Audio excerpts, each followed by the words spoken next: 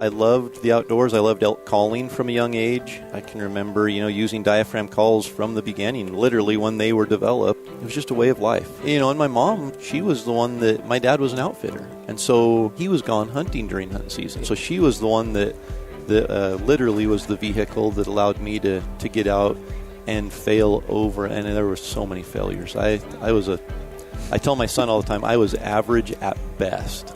It took me 9 years to kill my first elk.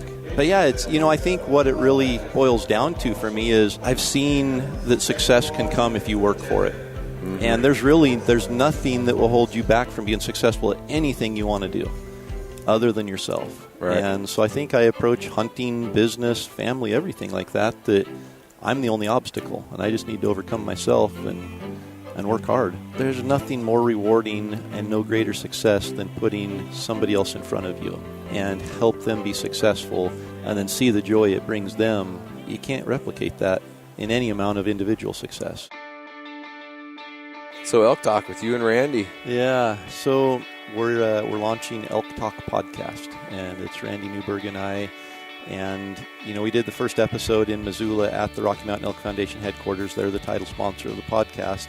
And his first, when we sat down, he said, so this podcast, it's going to be all elk, only elk.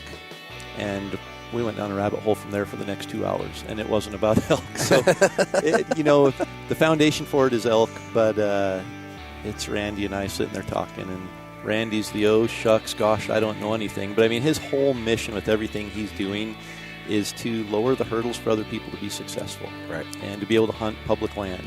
And my whole goal with everything I'm doing is to educate and inspire people to have confidence to be able to go and do things that they want to do that maybe they're being held back. And so combining the two of those things together, it's going to be Random Thoughts with Corey and Randy for sure, but there will be an elk flavor to it from time to time. From time to time.